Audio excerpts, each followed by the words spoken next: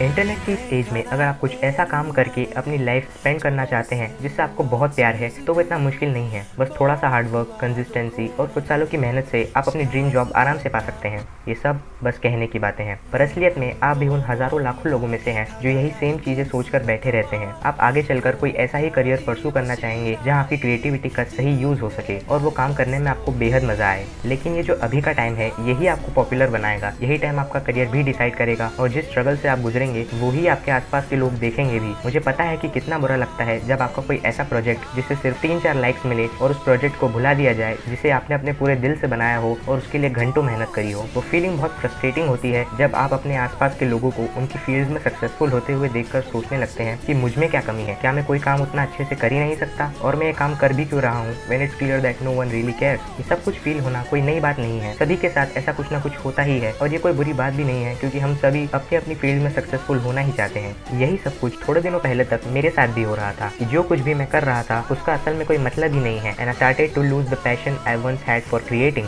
यही वो टाइम था जिसके अराउंड मैंने बाकुमान देखा। बाकुमान एक सीरीज है जो कि एक लड़के के बारे में है जिसका नाम है मोरिताका माशिरो। माशिरो एक मिडिल स्कूल स्टूडेंट है जो कि पढ़ाई में एवरेज है, एक एवरेज स्कूल में जाता है और एक नॉर्मल सैलरी मैन की जॉब करना चाहता है। वो अपना फ्री टाइम वीडियो गेम्स खेलते हुए बिताता है, उसके अपने कोई सपने नहीं होते और वो एक अनइवेंटफुल लाइफ स्पेंड करना चाहता है। फिर एक दिन वो अपनी क्लास के सबसे स्मार्ट स्टूडेंट आकितो ताकागी से एनकाउंटर होता है। ताकागी को पता होता है कि माशिरो की क्रश कौन है, लेकिन उसकी हेल्प करने की जगह वो माशिरो से उसके साथ मांगा बनाने के लिए कहता है जिसमें वो खुद स्टोरी लिखेगा और माशिरो आर्ट पर काम करेगा। शुरू में तो माशिरो ये सुनकर ताकागी को साफ मना कर देता है क्योंकि माशिरो को मांगा इंडस्ट्री के बारे में पहले से ही काफी सारी चीजें पता होती हैं। हमें स्टोरी में आगे बताया जाता है कि उसके अंकल पहले खुद एक मांगा आर्टिस्ट हुआ करते थे और जब वो छोटा था तब उनको देखकर माशिरो उनकी बहुत रिस्पेक्ट करता था और खुद भी एक मांगा आर्टिस्ट बनना चाहता था। पर क्योंकि माशिरो के अंकल की सिर्फ एक ही मांगा फेमस हुई थी और उन्हें इंडस्ट्री में बने रहना था तो उन्हें उनकी पॉपुलैरिटी को लेकर काफी स्ट्रगल करना पड़ा और आखिर में बहुत ज्यादा काम करने की वजह से उनकी डेथ हो जाती है। यही वो कारण था जिसकी वजह से माशिरो ने क्विट किया था। उसे ये बात समझ आ गई थी कि किसी का कोई ड्रीम उनका क्या हाल कर सकता है और ये भी कि अपनी पसंद का काम करके अपनी जिंदगी बिता पाना कितना मुश्किल होता है। And he knows how easy it is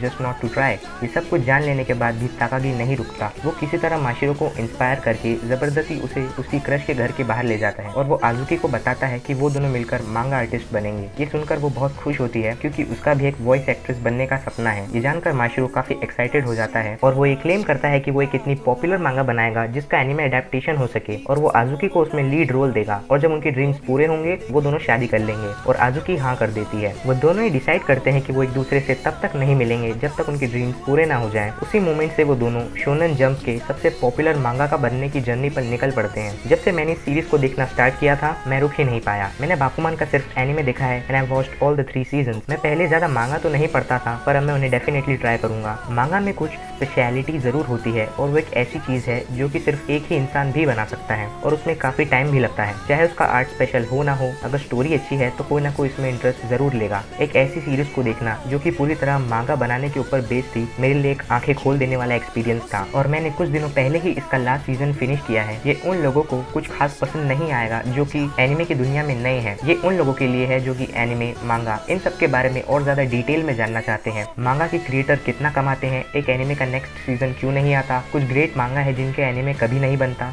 ऐसा क्यों, और कुछ मांगा को as a live action adapt किया जाता है लेकिन उसका एनिमे नहीं आता। तो ये उन सवालों का रियलिस्टिक जवाब देगा। फर्स्ट लुक से आपको लग रहा होगा कि मेन कैरेक्टर्स जरूरत से ज्यादा ही टैलेंटेड आर्टिस्ट होंगे जो कि एक के बाद एक सुपर हिट वर्क प्रोड्यूस करते होंगे, पर असलियत में उन दोनों को उनकी पहली सक्सेस बहुत टाइम तक नहीं मिलती और अगर उन्हें किसी काम में सक्सेस मिलती भी है तो वो बस कुछ ही देर के लिए होती है। इस एनिमे में सक्सेस से ज्यादा फेलियर दिखाया गया है जो कि मेरे हिसाब से सही होने के साथ साथ काफी जरूरी भी था। मांगा इंडस्ट्री चैलेंजिंग होने के साथ साथ काफी मुश्किल भी है and it requires N insane amount of work. मांगा आर्टिस्ट के ऊपर कैंसिलेशन का खतरा हमेशा रहता ही है। इसी के साथ उन्हें उनके प्रोजेक्ट की पॉपुलैरिटी का भी ध्यान रखना पड़ता है। एक ऐसी जॉब है जो कि सिर्फ वो ही कर सकता है जिसे उस काम से सच में बेहद प्यार हो। आप चाहे किसी भी जगह काम करें, सक्सेस की 100% गारंटी कभी नहीं होती। बाकुमान में ऐसे काफी सारे कैरेक्टर्स दिखाए गए हैं जो कि फेलियर को नजदीक से पोर्ट्रे करते हैं। शो में ऐसे भी कैरेक्टर्स हैं जो कि बूढ़े हो जाने के बाद भी इंडस्ट्री में उतना कुछ खास नहीं कर पाए। कैरेक्टर्स जो कि आउटडेटेड हो गए जब उन्हें पता चला कि जो काम वो करते हैं वो कोई और भी कर सकता सकता है, लेकिन उनसे बेहतर। और माशिरो के अंकल के केस में भी कुछ ऐसा ही हुआ था। हालांकि आखिर में मेन कैरेक्टर्स को सक्सेस तो मिलती है, लेकिन उस सक्सेस को पाने के लिए उन्होंने उससे कई ज्यादा फेलियर एक्सपीरियंस किया होता है। और मैं इस बारे में बात भी करना चाहता था कि अगर आप कुछ भी क्रिएटिव काम करते हैं, जैसे drawing, singing, dancing, digital art, running a meme page,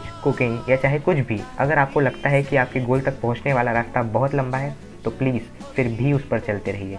I was and I'm still a total noob in making videos and video editing। मैं आपको बता नहीं सकता कि मैं सिर्फ कुछ मिनट्स की वीडियो बनाने के लिए घंटों मेहनत कर चुका हूँ, बस इसीलिए कि शायद वो किसी एक इंसान को तो पसंद आएगी। लेकिन आपको ऐसा नहीं सोचना चाहिए। मैं मानता हूँ कि अपनी खुद की एक ऑडियंस होना और लोगों का रिकॉग्निशन एक बहुत अच्छी चीज़ है, लेकिन उससे भी बढ़कर है कुछ ऐसा करना व्हाट यू रियली लव। अगर आपको स्टोरी या पोएम्स लिखना पसंद है तो उन्हें लिखो। अगर आपको गाना गाना पसंद है तो उसे बिल्कुल गाओ। अगर आप कुछ बनाना चाहते हो तो उसे बनाओ, लेकिन सिर्फ अपने सेटिस्फैक्शन के लिए। अपनी पसंद का काम करके पैसा कमा पाना एक बहुत बढ़िया बात है, लेकिन ये एक फैक्ट है कि हर किसी के केस में ऐसा पॉसिबल नहीं होता, एंड दैट्स ओके। लोगों की जिंदगी में परेशानियां आती रहती हैं, पैसा, मेंटल इलनेस, फैमिली और बाकी काफी सारी चीजें हैं जो कई बार लोगों को उनकी पसंद का काम करने से रोक देती हैं। लेकिन जो लोग इन प्रॉब्लम्स के बावजूद भी उनका काम पूरा कर दिखाते हैं, you guys are the most amazing. अगर आप कुछ क्रिएट करना चाहते हैं और उस काम को पूरा करने में एक वीक, एक मंथ या एक साल भी लग जाता है, तो मैं ये चाहता हूँ कि आप रियलाइज करें कि आप बेस्ट हो। आप जो कुछ भी कर रहे हो या आगे जाकर करोगे वो सब कुछ बढ़िया ही होगा। मैं चाहता हूँ कि आप जो कुछ भी करें वो सिर्फ अपनी ऑडियंस बनाने के लिए नहीं, लोगों की तारीफें पाने के लिए नहीं, वो काम आप सिर्फ अपने लिए करें। हम सबकी अपनी एक आवाज है और हम सबके पास बोलने और बताने के लिए कुछ ना कुछ जरूर है। बाकुमान देखने के बाद मैंने यूट्यूब पर पोस्ट करने के लिए वीडियोस बनाना स्टार्ट किया, and I have been putting my all into it. मुझे अभी भी हर एनिमे के बारे में परफेक्टली नहीं पता है, मुझे स्टिल फ्लुएंटली बोलना नहीं आता और वीडियो एडिटिंग के बेसिक्स भी ठीक से नहीं पता है। मेरी वीडियोस अभी भी बिल्कुल परफेक्ट नहीं है, but I will try my best to improve with time. और अगर आपको बुरा लगता है कि आपका आर्ट कुछ खास नहीं कर पा रहा, फिर भी उसे करते रहिए। इससे कोई फर्क नहीं पड़ता कि आपकी ऑडियंस कितनी ज्यादा है या आपको किसी काम करने में कितना टाइम लगता है। वो आपका आर्ट है और उसे सिर्फ आप ही सबसे बेहतर जानते हैं। ये बातें समझने में मुझे भी काफ़ी टाइम लगा था, और मैं ये आशा करता हूँ कि आप अगर कुछ दिल से क्रिएट करना चाहते हैं तो आप उसे ज़रूर क्रिएट करेंगे, क्योंकि क्रिएटिविटी का भी अपना एक अलग ही मज़ा है। आई थिंक ये अभी तक की मेरी सबसे लंबी वीडियो है, तो चलिए आज के लिए बस इतना ही। Thanks for watching, have a great day. Video कैसा लगा मुझे कमेंट्स में ज़रूर बताएं, and subscribe if you want more. आपको नेक्स्ट वीडियो किस टॉपिक पर चाहिए ये भी मुझे ज़रूर बताएं। Thanks again and see you next time.